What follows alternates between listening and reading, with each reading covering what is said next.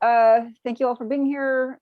As I said, it's really a joy to have more people joining us for this conversation than our usual participants with our council members. And we hope that this topic of homes and affordable homes and the future of Sonoma Valley is something that touches everybody. So it makes sense to have a bigger crowd hearing about good strategies to achieve that. My name is Caitlin Cornwall, and I'm the project director for the Sonoma Valley group of sector leaders that has been called Sustainable Sonoma. And I'm joined here by Kim Jones, my colleague, who's the coordinator for the group. And I'm stalling just a couple minutes more.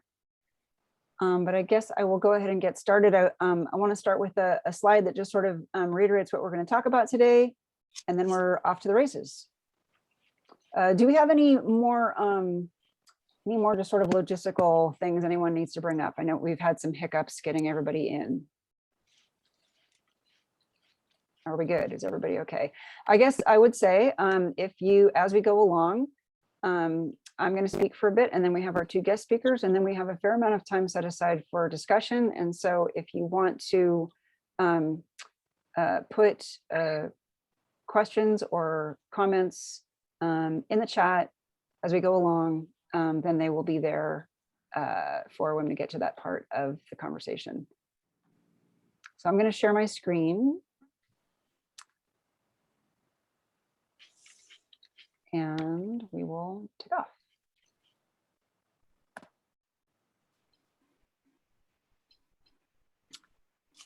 Moment. Naturally, when I want to share my screen, the piece that I want isn't where I want it to be. Sure y'all have found the same thing.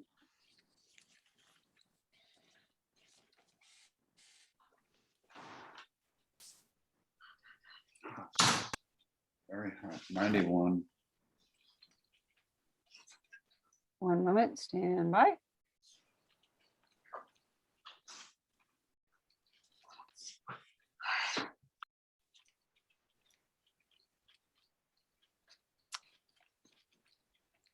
Okay, can everyone see my screen? Can everyone see my screen? Yes. Yes. Great. And this reminds me, Kim, while I'm speaking, can you please make our guest speakers co-hosts so that when their time comes, they can share their screen? Okay, so all of these times now are about maybe 5 or 15 minutes too early, since we got started a little bit late. So I'm going to talk a bit about our new name and why we wanted to change our name and how it reflects us better. Then I'm going to showcase our set of strategic recommendations for achieving homes for a sustainable Sonoma Valley. And then we will have two brief presentations from some of the cooler partners that Sonoma Valley needs to work with to achieve those recommendations. And then, as I said, we have a fair amount of time for discussion. And we'll finish by, I don't know, maybe 2:35 since we got off to a late start. So off we go. Sustainable Sonoma has been around for a little while and operating under our name. And we've realized that we are often misconstrued because of our name. What we really are is a forum of community leaders from a wide range of sectors across Sonoma Valley. What we do is find solutions and take action to address our Sonoma Valley community's greatest challenges. Legally speaking, we are a project of Sonoma Ecology Center, and we were formed because the Valley needed a place, a forum, a group to tackle cross-cutting problems that no one organization or sector could take on. We got started right after the 2017 fires, when a lot of people realized that we had some very big challenges on our hands and it was going to take new modes to address them. Our geographic scope is the Valley. So from roughly Kenwood to past Shelville to the Bay, and from the ridgeline in the Mayacamas Mountains to the ridgeline on Sonoma Mountain is our community. It's a place where we run into each other a lot. We have a lot of connections already socially, and we need to capitalize on those to fix our issues and create the kind of future that we can all dream of. So we have a great group of people and organizations that have been working together since 2017. And some of those are shown here in the logos. And we have some people who aren't belonging to a particular organization formally, but can represent their sector. And this other graphic here is our value set. So our values are predicated on a definition of sustainable community that rests on a triple basis, what's often called the 3 E's. So a healthy economy, a healthy environment, and equitable quality of life for everyone. When you have high conditions, good conditions in all 3 of those arenas, then you've got a sustainable community. So we have sort of equal voice and power from people who represent each of those 3 legs of the sustainability stool, as people often like to say. And we also recognize that we want to have a greater voice and representation from younger and more diverse people who can represent these 3 issues, so that over time our community can have a reasonable sort of transfer of power and voice and representation going forward, so that the children of today can also live in a good, sustainable community. So this is sort of who we are, and our name has not been heard that way. Our name also tends to be confused with a lot of sustainable place name groups that focus on climate. And while climate, of course, is critical, and we're all feeling that every single day right now, it's not all that we do. This is what we do. These are our core functions. And I know there's a lot of words here, and we don't do all of these all the time at every moment, but this is what the Valley needs. The Valley needs a coalition that can really do all this stuff. We build shared understanding, we facilitate diplomacy, we shift public opinion, we develop tools to inform decisions. And we can also make connections, this last one, number 5, we can make connections between needs and resources. So after a lot of talking and thinking with the community and with our council and with our steering committee, our new name that is being announced right now for the first time is Sonoma Valley Collaborative. It says what we do, we collaborate across these 3 areas. So we've kept the 3 circles logo to represent environment, equity, and economy, but we've brightened up the colors to kind of show the urgency and vibrancy with which we are tackling our community's interests. And you see that our values system is right there in the logo: equity, environment, economy. And our Spanish language version here, Colaborativa del Valle de Sonoma, is we'll also be using as we increasingly do more of our communications in Spanish, and hopefully meetings too.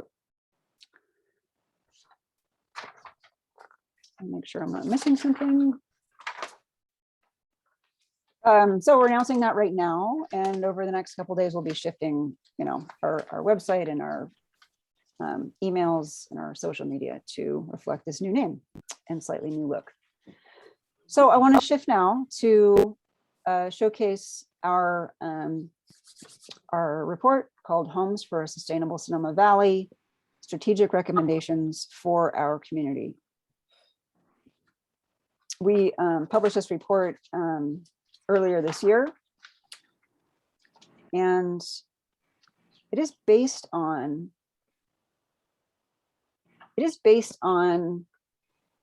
this housing declaration, which many of you were part of constructing. Every word in this housing declaration was carefully thought through. It is what we call a statement of the highest common denominator. It is the most ambitious consensus that our community's different sectors agree to work toward.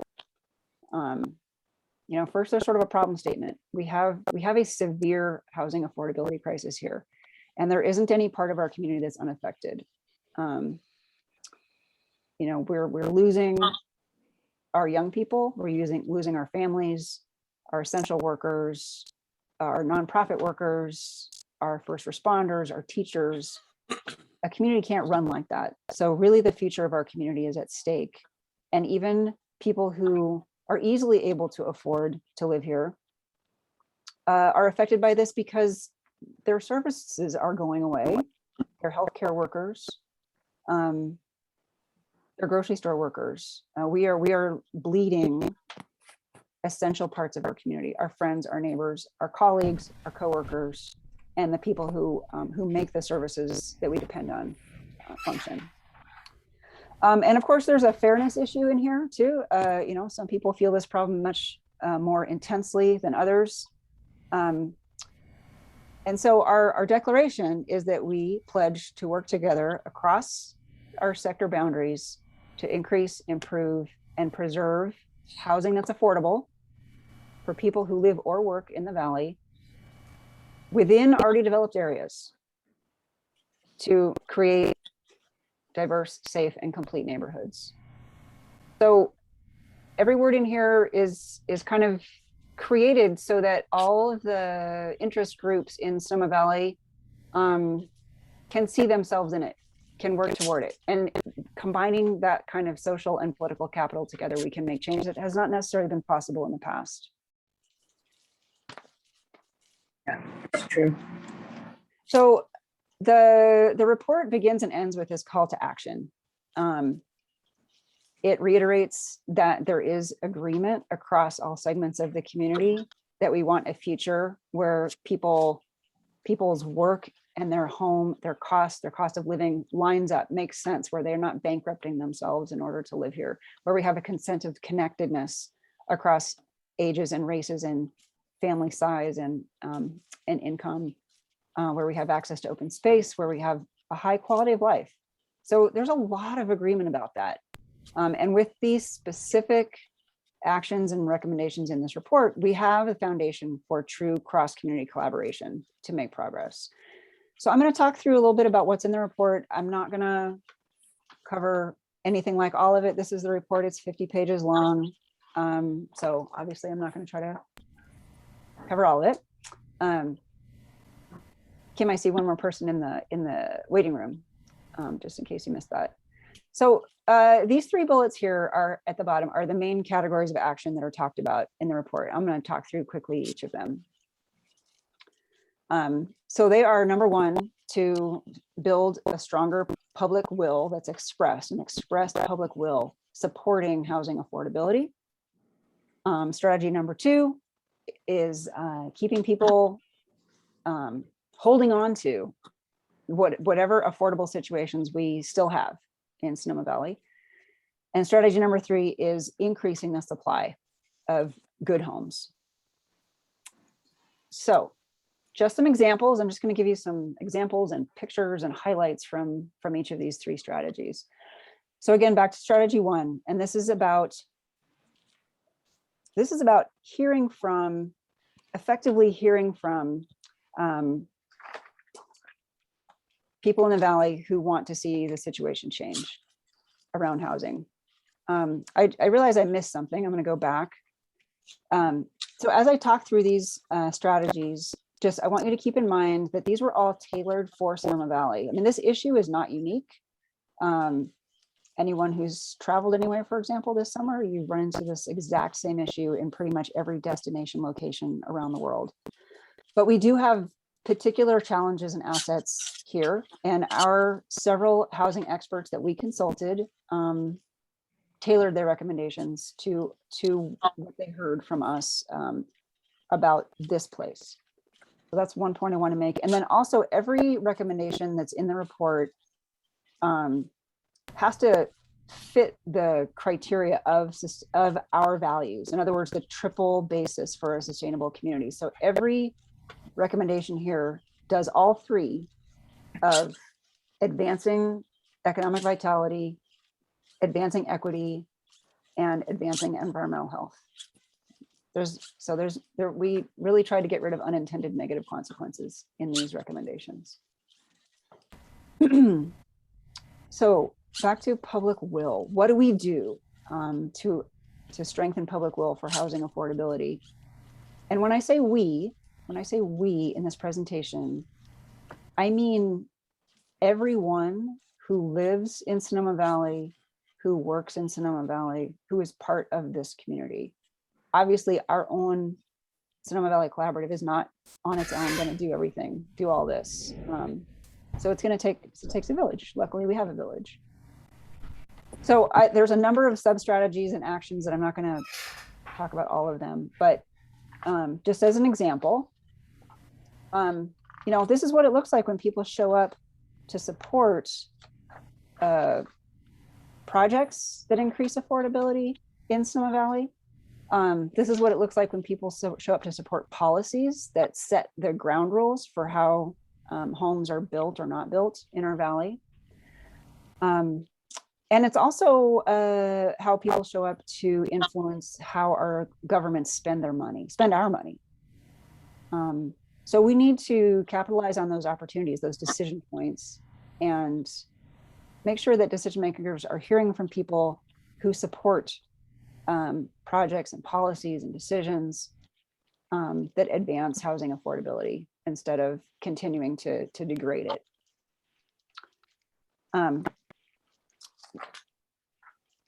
One really great example right now that we can do this really effectively is by participating in this fantastic media campaign that we are partnering with Generation Housing on. We're going to hear more from Generation Housing in just a minute.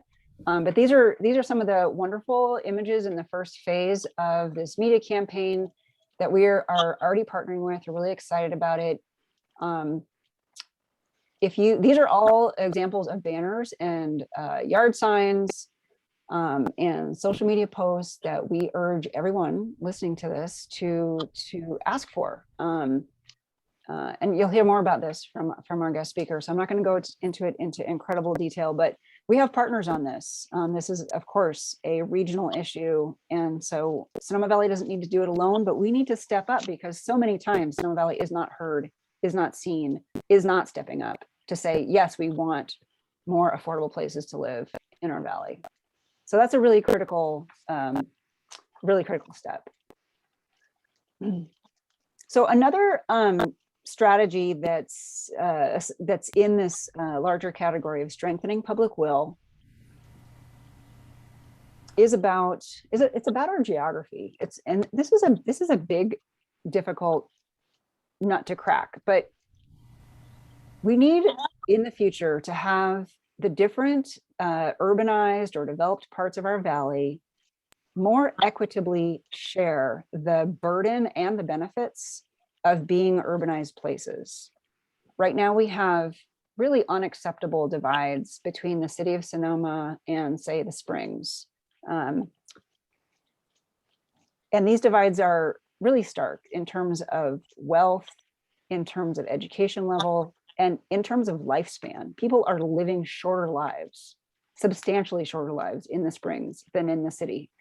And so that's just not a future that any of us want. So what do we do about that? How do we resolve this issue that we have this very wealthy city right next to pockets of unacceptable poverty? The path ahead is not quite clear on that. People talk about uniting these two areas into one city. This is the graphic from our report, but what you can't see under that yellow city of Sonoma is that it's almost all blue. This is really, it's one contiguous urbanized area, but we don't govern it like that. So the idea is out there to unite these into one city or to form some kind of strong joint governance task force. Whatever we do, it's really clear that this divide is based on a history that we want to move beyond, a history of marginalization and exclusion. And it's time to repair those harms. And our housing experts that we consulted were unexpectedly vehement and united on this point. They basically said, you will not solve your housing issue until you address this divide. We did not expect them to say that.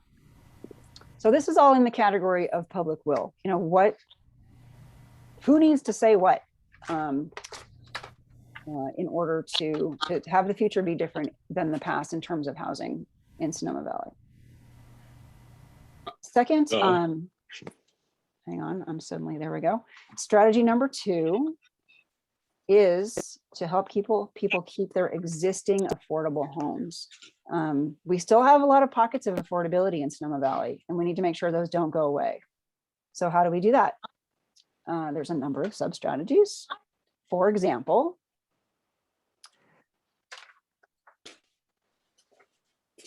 we already have in the Valley a large number of programs that provide rental assistance to people who are having hard times. Sometimes we have programs that help people navigate the many confusing resources that are out there, but we don't have enough of these programs. They don't have enough funding. They're not well enough coordinated. The funding comes and goes. And we in the Valley are not reached very well by some fantastic programs that are serving the rest of the county or the region. So in this slide, you know, everyone is familiar with FISH and with La Luz, but there's also this fantastic program called Share Sonoma County that matches up people who have extra room in their house with people who need housing, and they've been very successful, and we want them here. We have lots and lots of empty bedrooms in the Valley. And those need to be lived in. There are people who need those rooms, and it can be a really beneficial social and emotional plus for both parties when a good share is made.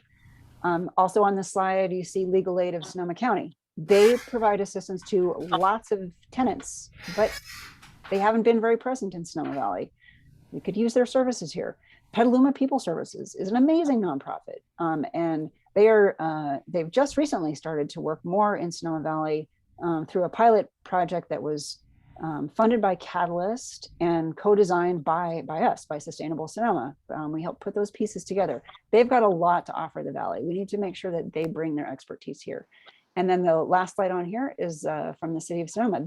They have a rental assistance program too. So we need just more of this. That's what it takes. And I want to emphasize how much it matters that people who are marginally housed stay housed.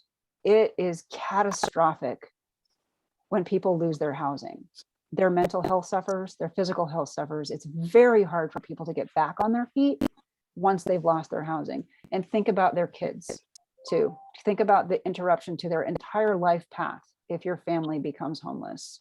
It's just, those are sort of individual disasters we need to make sure don't happen. So also in this strategy of keeping people in their affordable homes, I want to highlight the importance of mobile homes.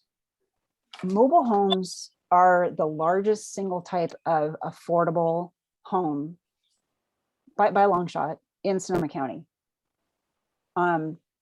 So the report has several recommendations that help people repair their mobile homes so they remain livable. There are assistance programs out there for that.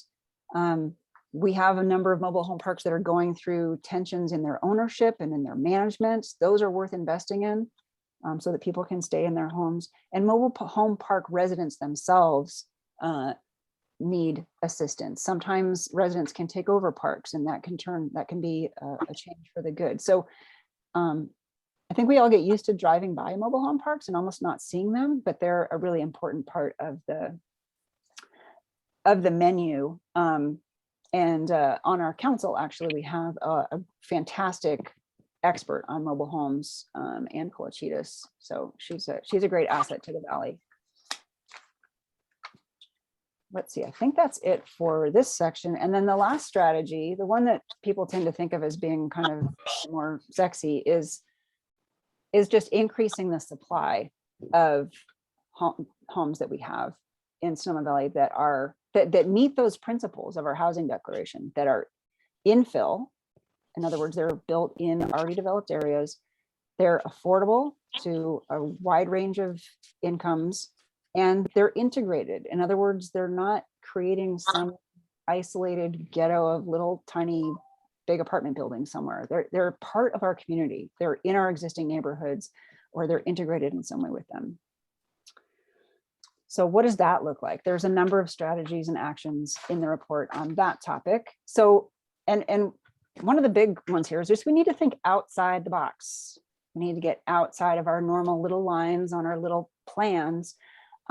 We need to be open to homes on non-traditional types of land. For example, land that is owned by government, owned by nonprofits, owned by housing land trusts, such as the one run by our guest speaker. We'll hear more about that. Land owned by churches, land owned by schools, the school district.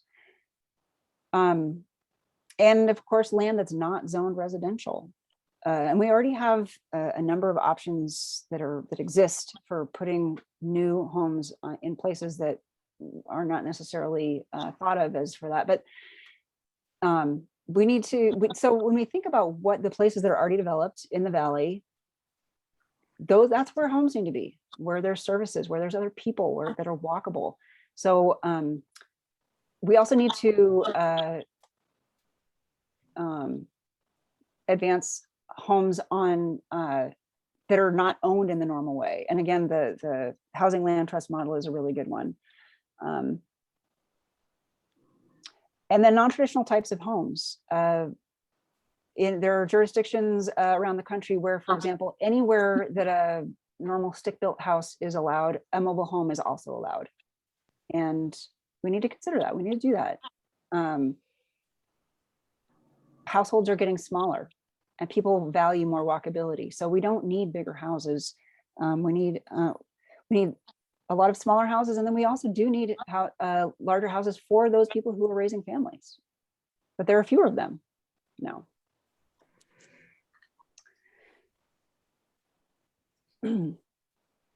So in addition to thinking outside the box and putting new homes where and how we might not have done in the past, we also need to grease the skids a bit for these projects.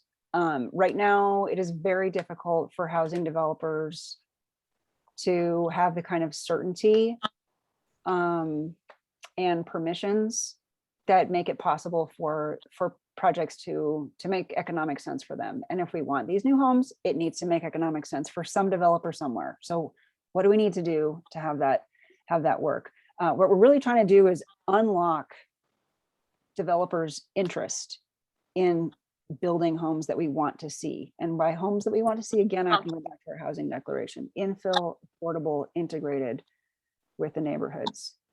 So we need to reduce regulatory barriers for these projects, and we need to actively incentivize them.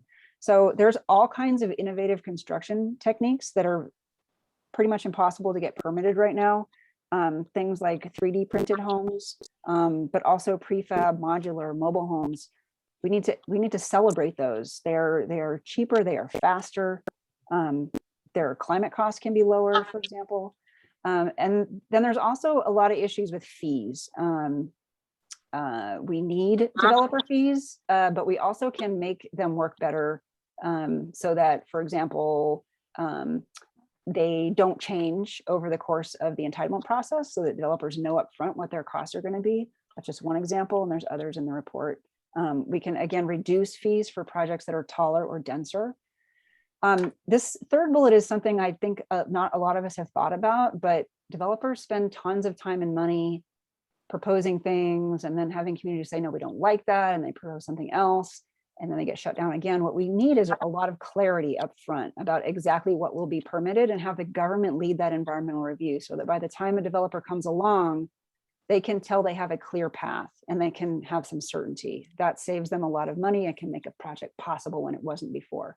We have plans in the process now that can provide more certainty like that for SDC, for the Springs, and for the city. So we're going to be watching those things, and we want you all to be watching those processes too. Last bullet, we really want to get to zoning and policies that foster what's called by right development. So the kinds of homes that we agree we want developers to be able to come in and build them and not wait 5 years and spend a ton of money. before they're able to. This lower left graphic is an example of an option that we didn't even talk about a lot when we were making this report, but now it is very much on the table, which is, it's called inclusionary zoning for short. And it basically means that the city or the county could say, within our residential neighborhoods, we now say it is okay to not just have a single house with a granny unit, but you can have up to 4 houses on that site, for example, pick a number. But that idea that we are going to allow more dense development on existing residential sites. So this has been sort of a whirlwind tour through the strategies, and we also slice these strategies in a couple different ways. These are the ones that are most time sensitive, that are happening now. The city of Sonoma's development code is under revision. That's leading right into the housing development revisions at the city and the county. Those are both huge opportunities. The future of Eldridge, SDC, that plan, that is just right in front of our faces. It's so timely, it's so exciting. All kinds of things can happen there. I think that we, Sonoma Valley Collaborative, will host some conversation about that in the near future. This middle item, during the pandemic, it is more important than ever to help people who are barely hanging on to their housing to stay there. Mobile home parks, those decisions come up all the time. We really need to stay on top of those. And then finally, the Springs has a specific plan that we want to watch. We also sliced our strategies into what's most important for different actors in the community to tackle. So the whole community of nonprofits and donors and philanthropy, these are the issues that you have the most leverage to influence. Investing in individual projects is really important. These projects are expensive. They need your help. We want to find some funding in a nonprofit to have a tracker for housing gaps and opportunities in the Valley, so we know what's going on. We need a sustained capacity for housing advocacy in the Valley. As I've said earlier, we need bigger, stronger projects that help people stay in their homes. And again, this issue about mobile homes. I'm almost done. We also highlighted the strategies that are most important for governments to focus on, and not just governments, but also the people who influence government, advocates from anywhere, including the nonprofit sector. So I've talked about many of these items, but the housing elements are really important. Zoning, those are the rules of the road. That is what's going to map out our future with housing. And this idea of watching budgets, just are our governments putting some of our public money into this issue? Are we investing? We have to have local investment in housing so that we can leverage state and federal monies coming in. Many of those funds won't come in unless there's evidence of a local money investment. So we have to make sure that's happening.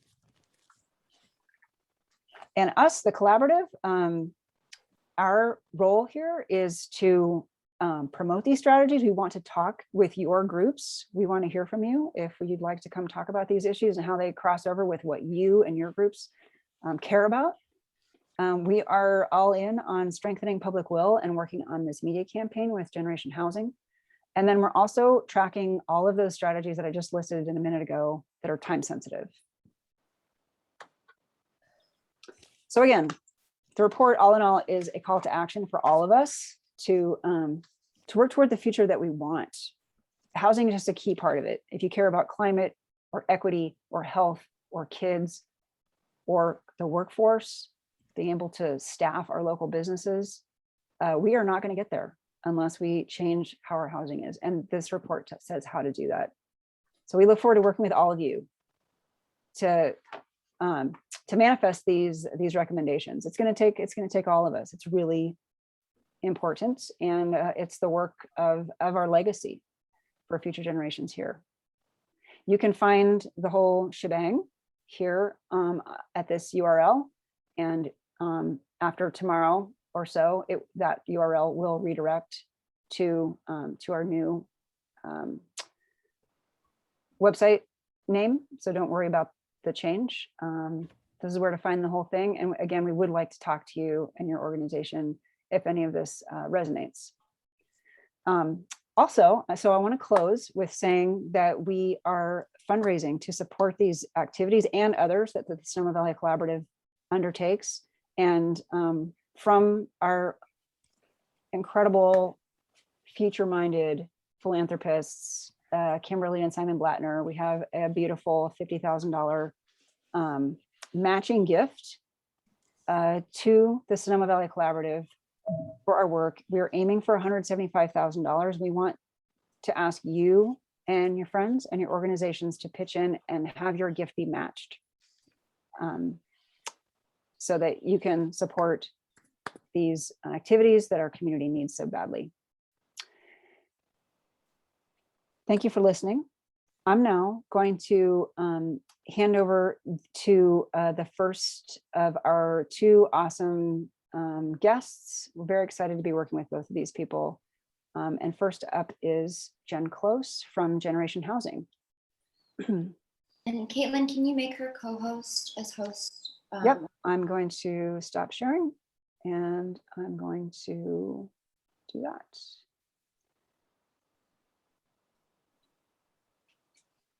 Except I have to find you first.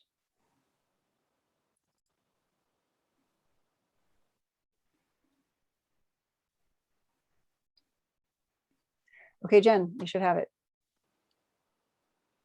Let's see. Do I? We Do you can see your slide. Generation Housing sign. Yes. All right, I did it right. Hi, everybody. I'm Jen Klose, Executive Director of Generation Housing, a housing advocacy organization just about a year and a half old, created to advocate for more and more diverse and more affordable housing. And we've been super busy in this first year and a half, and Sustainable Sonoma and Caitlin have been great partners. And we appreciate all the work that she and Kim have done with us and helping to promote our agenda, which is not much different from the agenda that Caitlin just presented in their plan, but just for the whole county. So 10 minutes is really short, and so I'm going to talk fast, but I'll share the slide deck afterwards. And some of this is going to be stuff that you might know, and I'm probably preaching to the choir, but I think it's important to kind of give everybody tools so they really can get their head around the challenge we face, and some talking points for when you all talk to people. So I want to just talk about kind of how we got here and why this is important and exactly what our housing challenge is that we're up against. First of all, about almost 20 years ago, we pretty much stopped building. But at the same time, we were adding jobs. We continue to add jobs and we continue to add residents. And right now we have a out of balance ratio of low wage jobs to affordable homes. Sonoma County, 2.7 low wage jobs to every one affordable home. And Sebastopol and Sonoma have the largest gaps with almost 6 low wage jobs to one affordable home. So our challenge looks like this. Right now, you've probably seen in the paper that post-pandemic, our median home sales price is now $820,000, pricing out lots of our local folks and families, lots of people coming in from the greater Bay Area and making it even harder to buy a home. Almost half of our homeowners are cost burdened, meaning they spend more than a third of their income on housing, and almost 60% of our renters are cost burdened. And these, by the way, are the highest percentages anywhere in the Bay Area, higher than San Francisco.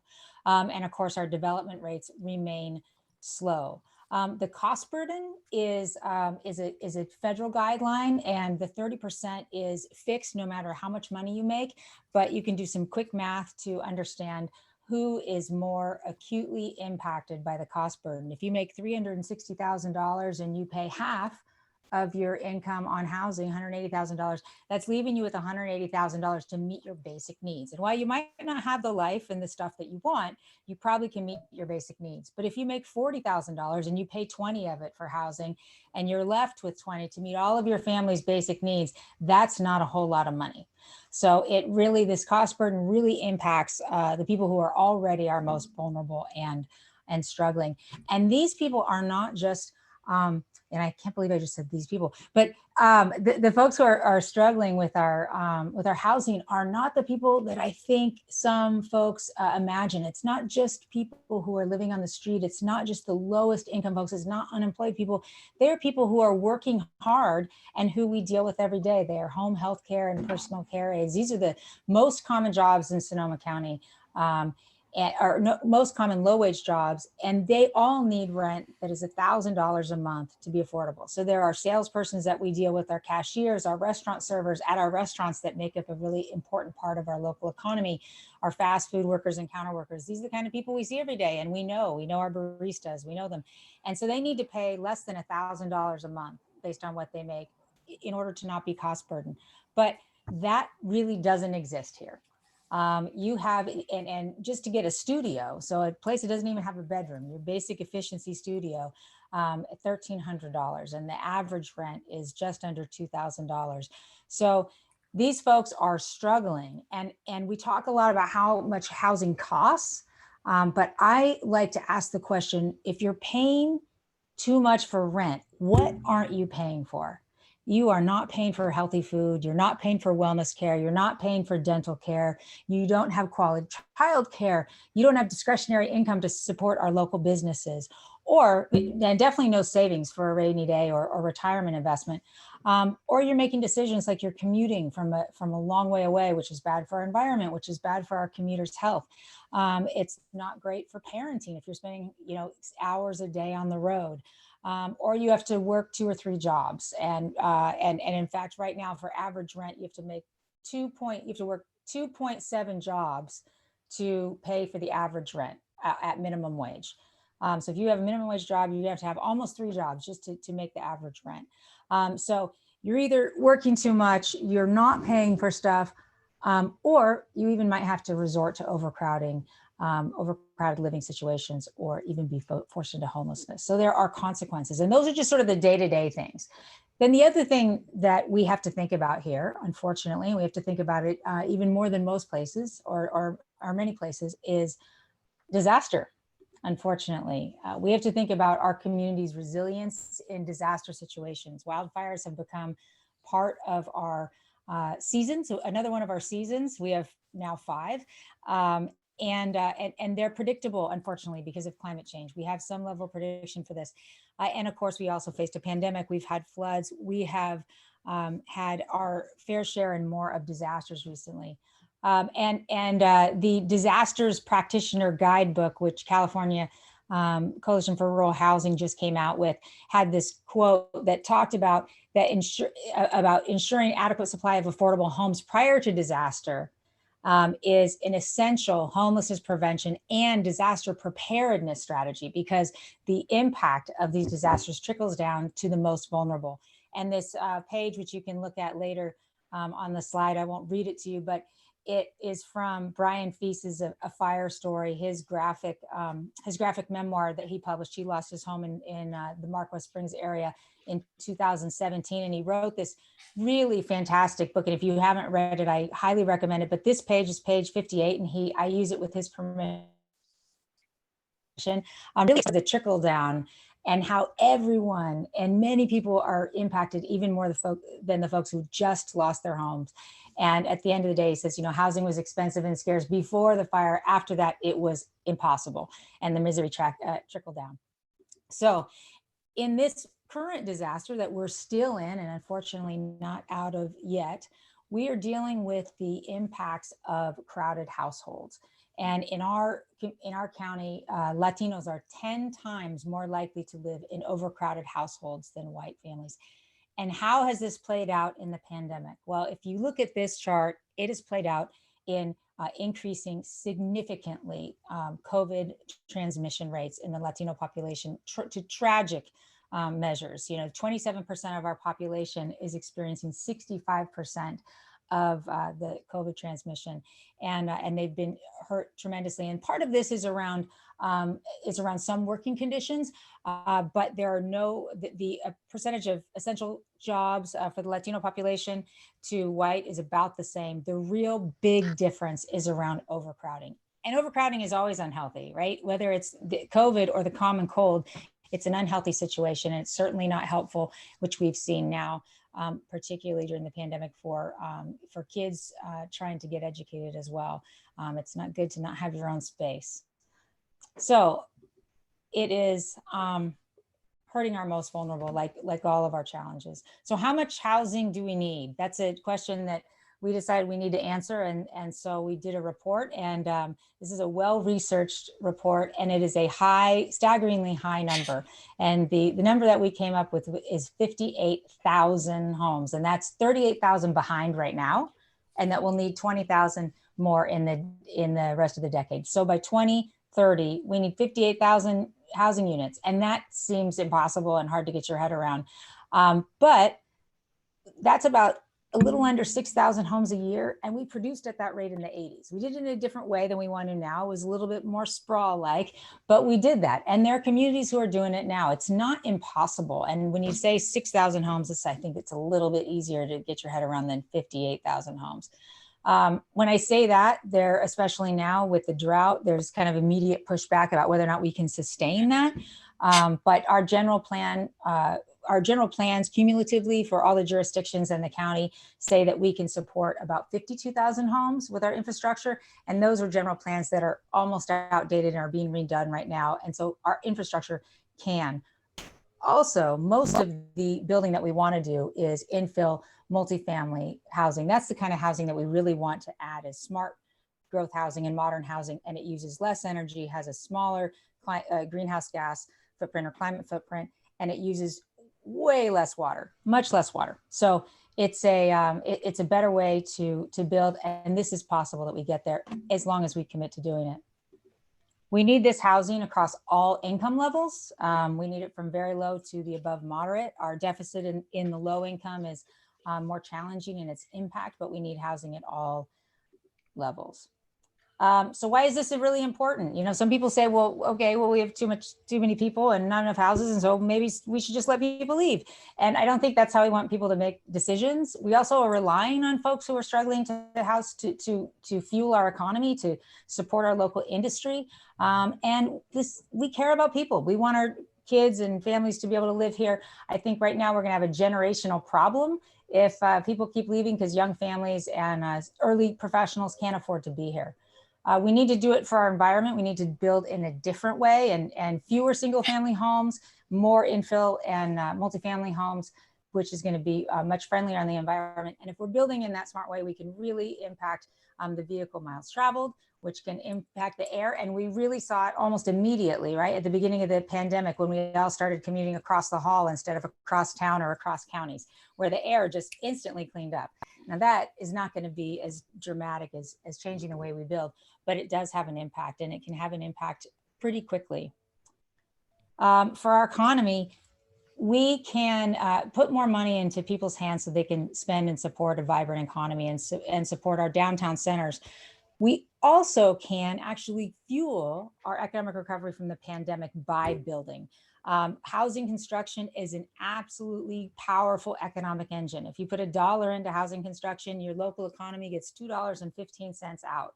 And every single housing development, so an affordable housing project of just 100 units, creates 122 jobs the first year and almost $9 million in income the first year, and in local tax revenue, about $1 million that first year. And then all of those about cut in half for the subsequent years, but ongoing so long as that housing project exists. So it's a tremendous economic engine and job creator. And then it also is just good for the health of the community, and health in the broadest sense, right? A segregated community is not a healthy community. It doesn't support good, healthy outcomes. It doesn't support good educational outcomes. It doesn't support a vibrant local economy where everybody can participate. It doesn't support a safe economy. And ultimately, if we have a big part of our population struggling, we are going to pay for that one way or another, whether it's on the front end in a more positive way or on the back end in social safety net services. So there are solutions. Caitlin talked about a lot of them, and we're on board with all those, and thank you for that.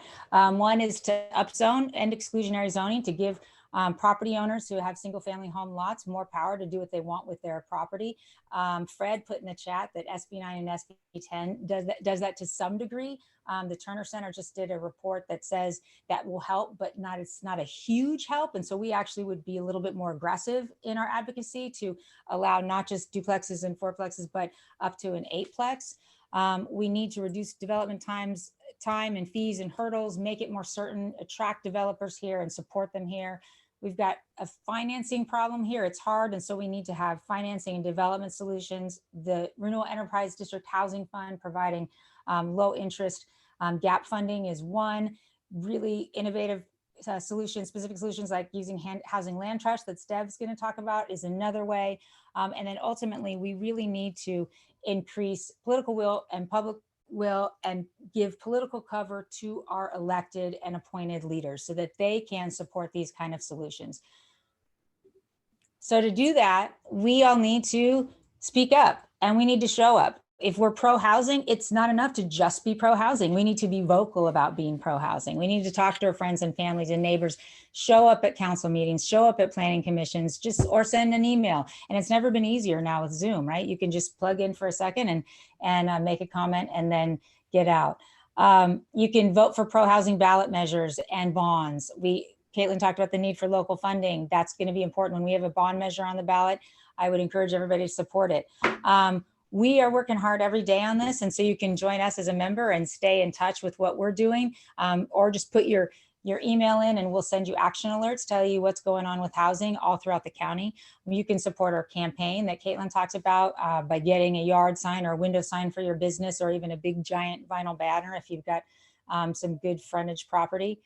But in general, we would love your support so that we can help work with our partners to make a change on this. And I'll just sort of end by showing you the images from our public will building campaign that we are starting. This is the first phase of the campaign, and it is starting with the people that we all know, that we rely on, that we missed during the pandemic, that we see every day, that we trust, that are our friends and neighbors and family, and saying the thing that I think we can all agree on, which is that, that newspaper reporters and grandparents and servers, they all need places to live. Hairstylists, we've never talked more about hairstylists ever than in the pandemic. So we're starting here where we think everybody can agree, and there'll be more messages coming down the line, but really trying to create a pro-housing ethic in Sonoma County. And I'm sure I'm over time, so I'm gonna say thank you and sign off. Yay, thank you, Jen. Now I have to try to stop sharing my screen, but I can't figure that out. Can someone kick me off? Oh gosh. Down at the very bottom. Here we go, here we go. Sorry, it was obscured by another window. Oh, there's one other thing. Can I say one other thing, Caitlin? Yeah. The thing that I forgot to say is to participate in your local housing element, which is really important, and a thing that you can directly influence is to participate in your housing element. And we're all doing that really soon. And I wanted to put in the chat, I think I already did, we have a quick doodly. It's a little quick video that explains what the housing element is, if you don't know, and would encourage you to get involved in your housing element. Amen. That was fantastic. Thanks for, when you talk really fast, it's very energizing. So now we're all awake. It's great. Let's hand it over to Dev. There we go.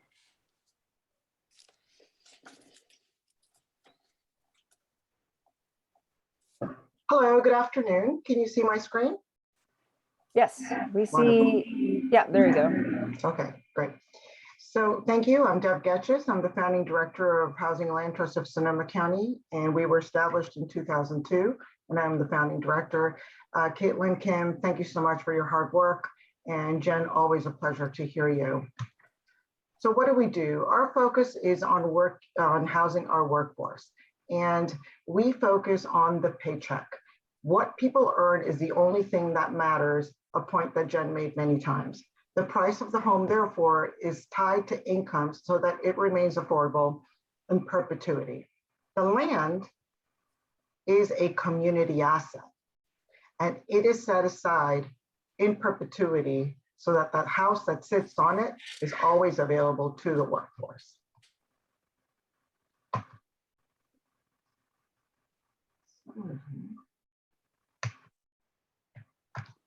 Sorry, for some reason, my PowerPoint is stuck. Okay.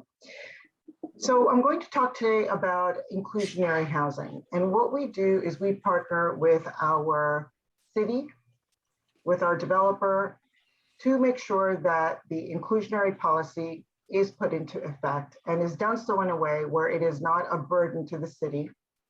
And so we tell cities that we are their adjunct staff. We understand what their goals are, and we will make sure that they're met. The developer does not want to get involved necessarily. Again, it's a lift to figure out how to qualify buyers for the homes that are set aside through inclusionary. So we are also on the developers team. We attend all the public hearings, we take care of all the documents, all the regulatory agreements. And when we share information on the project around the inclusionary units, we're the ones who make that presentation.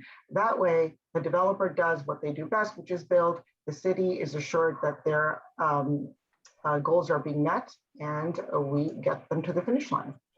So we partner with cities in Sonoma County, as you can see, and we're actually also in conversations with Windsor at this point for 8 units. And so we have our fingers crossed there, and we would be delighted to do work in Sonoma Valley. How this works is that at the close of escrow, the developer deeds the land to the city deeds it to the land trust, and we hold it for the community benefit. When we have the land underneath the house, we lease that land to the family. That gets the family into an opportunity to have property that is affordable to them because it is leased through a 99-year renewable ground lease. So they have exclusive rights to the property. It's just like ownership, but they're not paying hundreds and thousands of dollars for it. We ask for one thing. It's a pay it forward model.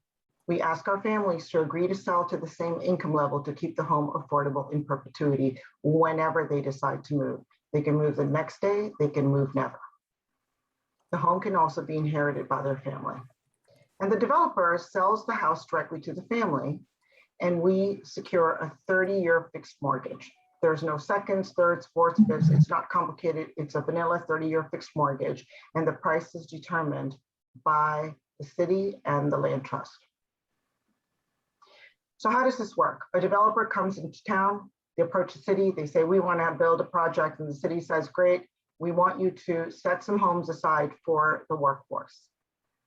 We work directly with the developer, we write an LOU or an MOU, work out the deal points in a page or two, and then go forward and draft the formal agreements. We work with the city attorneys and we work with the developers' attorneys. We have the same documents throughout the county so that there is easy replication. The developer puts in an application. We are all one team through the entitlement process. We qualify buyers. We reach out to local employers, and we then get people prepared, delivering home buyer education, explaining all the financials around it, and just being that support system for first-time home buyers. And the developer builds the units. We all meet at the close of escrow, sign the docs, and off we go. So what do we look for to qualify? Well, you need to qualify for a loan, and that is the same whether you're paying, $300,000, $150,000, or $800,000. What is different is that I am looking for no more than 35% of your total income be spent on housing costs, and that's principal, interest, hazard insurance, property tax. I also work nationally and regionally, and we have a state law that we passed throughout California that all community land trust homeowners pay property taxes based on the sales price, not the appraised market value. I also want to see on the back end no more than 43% of your total income being spent on debt. That includes your new housing costs. Now, cities can make a decision of preferences. If they want, they can say that they would like to see the preference, all things being equal in an application, for people who live or work locally. So how do we keep the home affordable to subsequent buyers? Well, the price of the home is tied to the paycheck, not the market. The index tied to resale is the area median income. That's a chart that comes out by the state through HCD. In order to keep the homes affordable to future buyers, homeowners agree to sell their home for a limited price when they decide to move. They're buying it for a limited price and they sell it for a limited price. The idea is to stop renting, start owning, build equity, and then buy a market rate home, keep our workforce here, safe, secure. The maximum price is calculated when they sell based on what was paid, plus an annual increase based on the change in area median income. This is an example. In 2006, a family of 4 at 100% area median income earned $75,100. 10 years later, that same family was earning $82,400. The change was that AMI went up 9.72%. What does that mean? That means that if the initial purchase price was $300,000, the change in income was 9.72%, that they could sell their house for $329,161.12. Why? Because 9.72% in dollars is $29,000 more. So their total equity is the appreciation in AMI and the debt reduction because they have not been paying rent. So whatever they've paid down on their mortgage and down payment, which is not required in the program. And that also removes a huge barrier for our workforce. Stewardship matters. We are here. We're here with families while they're applying, while they're living in their homes, and when they want to sell. There is someone to call, not just during COVID, not just during the Great Recession, but at all times. We check in with our families every single month and dedicate a good part of our staff time to that, and therefore have experienced no foreclosures. Now, 1/8 of the community land trusts in the United States were responsible in terms of the foreclosure rate during the Great Recession, 1/8 compared to what was going on. And that low number was, through research, determined to be tied to stewardship. Again, having someone in your court. Focus is on families, not on homes. Ask a land trust not how many homes we have, but rather how many families we've served. The idea is to make a one-time investment and then to have families generation after generation stay in that same home. So we have homes where we are on the 4th family in that one home. So why does subsidy retention matter? We need to protect the public investment. We need to eliminate the need for government and private subsidies in future years as units are resold. We're tying the subsidy to the unit, not the family. In the old way of doing affordable housing, families were given seconds, sometimes thirds and sometimes fourths. We don't do that. We close the subsidy gap at the beginning, and every bit that goes in is embedded in the land and recycled each time.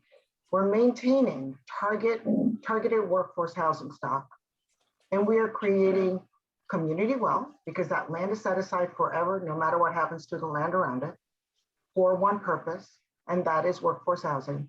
And we are giving people a chance to build personal wealth while maintaining future affordability, breaking that generational wealth gap. So what would the city be accomplishing? You'd be creating community wealth by preserving land that will benefit the community in perpetuity. You're partnering with a nonprofit and housing land trust to steward a finite resource that serves as a permanent subsidy to individual families generation after generation.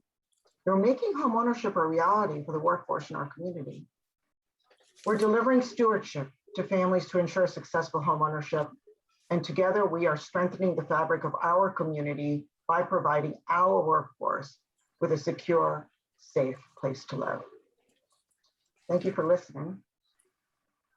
I will add that we have taken this model and we're innovating further, and what we're using an infill property that has been donated by the city of Cotati, and we are partnering with local government, regional, state to fund the project, to share the burden.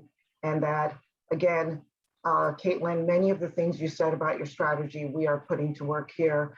The new thing is that we're using manufactured homes to increase the housing supply in a manner that is more efficient because we have. Hi, Catherine, how are you? Sorry. Oh, Because Simon, can you put yourself on mute? Pardon me? because we have to address the shortage in building materials and the cost, and including the labor shortage. So more on that as Jamie Lane gets underway. Thank you. Thank you, Dev. Thank you, Dev. I I think a lot of people in Sonoma Valley aren't necessarily that familiar with the housing land trust model and that approach of having a nonprofit own the land, which reduces the cost of the house itself to the occupant. So I'm really glad that Deb's here today. And so, and Jen too, thanks for both giving us specifically the view from the county level. And I think we want to ask some questions about that, sort of about the relationship between Sonoma Valley and its housing quest compared to the county as a whole in our discussion and question period that we're now in. It's 2:18. And I think we can run our meeting maybe to 2:35 since we got a late start. I have just been scanning the chat and pulled out a few topics that I thought would be really good to start off with. But if there are more questions that you have or more points that you'd like any of us three speakers to respond to, please do put them in the chat. And I will start off with actually a question that Bonnie just put in the chat. That was what I was going to ask Deb to clarify, because your examples were about working with cities.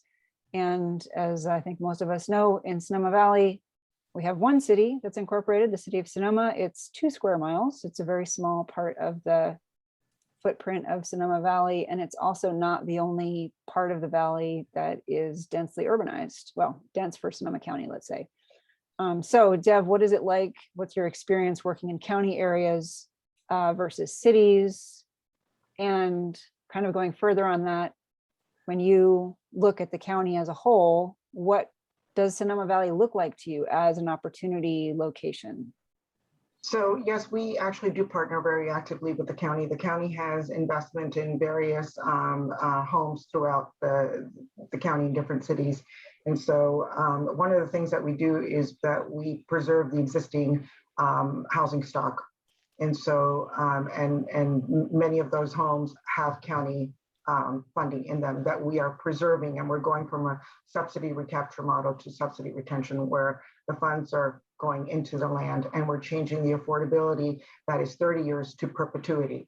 So taking homes that already exist and not losing them, and there are timing out for their affordability term, many of them right around now, we really can put someone in a home in 0 to 60 days as opposed to a brand new build. So preserving the existing housing stock throughout the county is something that the county is actively involved in, very supportive. They also invested in Jamie Lane, which is the manufactured housing prototype we're doing. We actually were involved in a project in Sonoma, and at the last moment, the inclusionary was changed from ownership, and within the project, the market rate homes, remained affordable, but the inclusionary turned into rentals. And so I'm not sure what happened there, but we certainly spent a lot of time working with staff and planning commission and council, and we would certainly welcome the opportunity to partner with you and create housing that's affordable forever. Are there particular ways that people who aren't in government can help make projects happen that use the land trust approach? Absolutely. In fact, our first project in Roseland, the Cali subdivision, was privately funded. That was our prototype for to create a working model. Instead of telling people about the mission vision, we thought, why don't we do it, see if it works, and then go share this information. And that's exactly what we've done. And so that was 100% privately funded. Also, people who have homes that they don't necessarily need to keep in their family, where they want to give that and leave it as a legacy, so that the home is put to good use and a family who's priced out can live there. And then for that to continue through generations is also another model that we've discussed, which is incredibly generous, which our community is. So that reminds me of a another question that was in the chat that that I want to pass to Jen. There was a question in the chat about second homes or empty homes or underutilized homes. There's so much space there. Is that, how do either of you, I guess first Jen, how do you, do you have any, you know, plank or campaign or anything that addresses all of that sort of unused empty space that exists in the county, or is that something that you're kind of staying away from for various reasons? Well, if we're talking about second homes as in like vacation homes, you know, folks' second homes, then certainly, you know, those homes would be better used in our community as rentals, or at least part-time rentals may be involved in the shared Sonoma program. I think that this is kind of a thorny issue. It's a thorny issue everywhere. I think that the emergence of Picasa on the market has made it even thornier, because, you know, Airbnbs at least are generating revenue for the jurisdictions in which they sit through TOT taxes. So if that's what we're talking about, how to use second homes, I think any way you can use them for housing is good. Even if it's if you have an ADU and you want to rent to that, but keep your primary home open, then that's fine. If you're talking about how to, you know, can you build second homes on your property, then definitely part of the solutions, one of the tools in the toolbox has to be building ADUs, building junior ADUs or JDUs. And if we can eliminate exclusionary zoning, then using your property, at least within building code and setback laws for duplexes, triplexes, quadplexes, whatever you can fit on there. But the second homes issue is a tough one. It's a tough one when you're talking about vacation rentals or homes that sit empty, or Picasa now. Thank you for that. And thanks to people who are plunking fascinating links in the chat. So I guess I would invite questions in the chat for Jen or me, and I won't be offended if more of them go to Jen than me, since y'all see more of me than Jen. But there was, I want to ask you, Jen, while people are doing that, a question that was put in the chat by sort of, I'm morphing it a little bit, by Fred. His point was the statistics on housing have been really kind of alarming for a long time. So what do we have now that we haven't had in the past in terms of actually sort of changing the mental priorities? Yeah, how would you respond to that?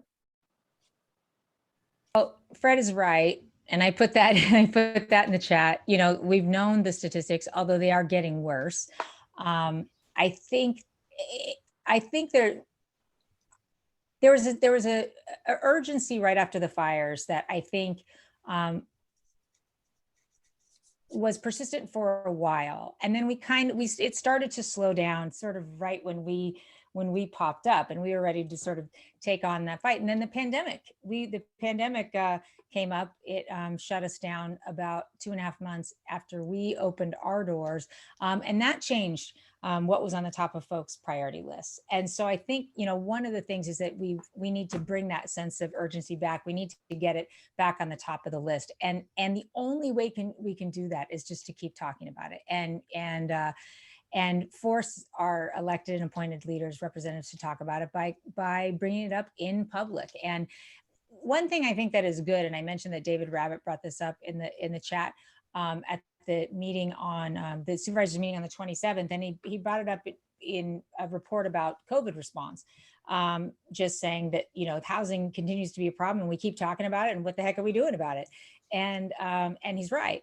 But I think most of our electeds are actually on board right now.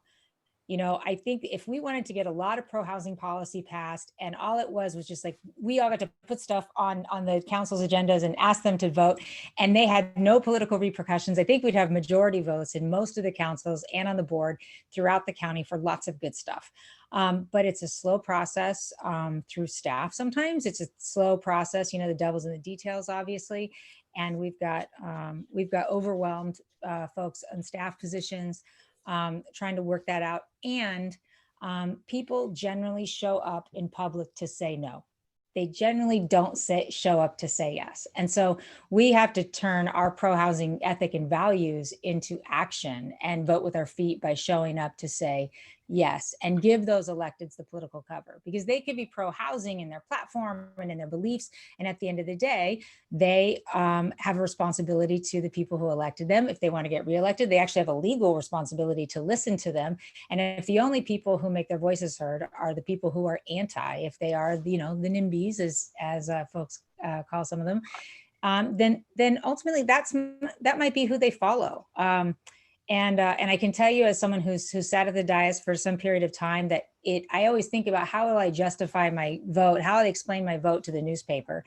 And it's a whole lot harder to say to the newspaper, I got a whole lot of emails. I know you heard like 20 people in public comment saying one thing, but I got like 30 emails. I swear, you should see my email inbox saying the other thing. And so it's just a lot more powerful. And I saw Efren on here a little while ago. I don't know if he's still there. It is a lot more powerful when you have people out there in public giving you political cover for your decisions. Can you tell the story about the recent Roseland outpouring? Oh Right. yeah, thank you. That's a good win, huh? Right. We've been working on developing what we call the Gen H action team for a while, and figuring out how to notify people what's going on and get them places. And we have generated turnout for different issues, and but this was definitely our biggest one. We had 154 people write into the Santa Rosa City Council to support the Casa Roseland affordable housing project there, that was appealed by a property owner neighbor who wanted to preserve his parking lot in the way that it currently exists. So 154 people showing up for an affordable housing project, a great one in Roseland that's going to really transform that neighborhood too. So that was great, and we need more of that. And it really is powerful. One thing that we've been trying to do is to generate cross-sector support, so that it's not like the same 4 or 5 pro-housing people coming down, and where the city council goes, oh yeah, like here comes so-and-so again to say the exact same thing he says every time, right? But we've been trying to curate lists. We try to get leaders of the faith community and leaders in the healthcare sector and leaders in the business sector and education to come out and say, this is important to all of us. This is the big tent issue. And getting our residents here across the board to participate in that is really, really powerful. In that tactic, as in so many things, the approach that you guys are taking at Generation Housing is very similar to what we do at Sonoma Valley Collaborative. That's the whole point of having a broad coalition, is that unexpected alliances can be made and unexpected voices can be heard by decision makers. Sonoma Valley Collaborative is not a housing organization. We're working a lot on housing right now, but it's not the only thing that we want to tackle. And for all those issues, today's and tomorrow's, we want all the voices to be heard, because there's these issues. We're one community, and so these issues all stack up on top of each other and affect all of us. Tracy has a great question in the chat, and I think this might be the last one. Is there a place to go to get an idea of how much housing is in the pipeline, as they say, including cities? I wonder if that's a question we need to come back with. I can tell you, there is not an easy centralized place that exists in the public sphere. You can go to every single county and city and go through their websites, which are always terrible. That seems to be universal on public jurisdictional websites. It's very hard to find stuff. But we do have, can I share my screen one more time, Caitlin? Sure. Yeah. We are doing our best to, wait, hold on one second. We're doing our best to create a clearinghouse for projects. And so if you go on our website, and I will tell you that we do our best to keep it updated, and that is hard, because like I said, they don't make it easy. We have to go to all the different places individually and update it. But we're doing our best and we're doing a pretty good job at it. So you can come on our website and go to housing project tracking. And there's a major housing project tracker. And I think it's everything over a 8-plex or something, which is usually things are like right now, single family homes or multifamily. So, and they're broken down by city, and they'll tell you where the status is. It explains it, tells what kind of project it is, says what the entitlement status is, tells you where they're going next, design review. You can see, I did look at this with Caitlin the other day, actually, and noticed I looked at the small cities like Cloverdale and saw that they've got a lot of stuff going on there. And Sebastopol, surprisingly, has got some stuff going on there, and Healdsburg, and then the city of Sonoma. But there are Not- two, all the ones in county of Sonoma actually are in Sonoma Valley. Yes, that is true. And there's one missing. So I just wanted, this is a great tracker. And for those of us in Sonoma Valley, we can help keep this up to date. Fred and I were looking at this the other day and realized there's a project missing. But it's not easy to keep it up to date, but let's have one project tracker countywide that we can all help keep up to date. That's something that we can contribute to. We would definitely appreciate that, because it is a challenging thing, and with all the things on our plate, going to sift through those regularly and updating it is a job. Yeah. Well, let's wrap up. Thank you all for joining us, and thank you so much, Jen, and to Dev for showing us stuff that's in our universe that we might not otherwise hear about. And I want to urge everybody to pitch in on the matching campaign that we are in the middle of at Sonoma Valley Collaborative. Please do donate, ask your friends and organizations to contribute. This is an issue that affects all of us. And I also want to urge everyone to go to wearegenh.org and get some signs and banners. They're just beautiful to put up, and they'll help show our community that we care about people who live and work here. And as I said in the chat, I've got a little stash of these in my garage. If you want to ask me, instead of waiting for them to come from Santa Rosa, I can get them to you. And thank you all. Everyone who's here does a lot for our community. So thank you. Take care of yourselves, and let's take care of each other. Thanks so much for joining.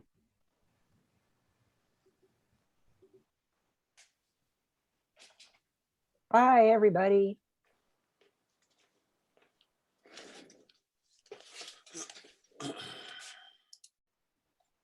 Thank you, Caitlin. Thanks, SEC. Love you. Ciao. Thanks, Judy. Bye-bye. Bye.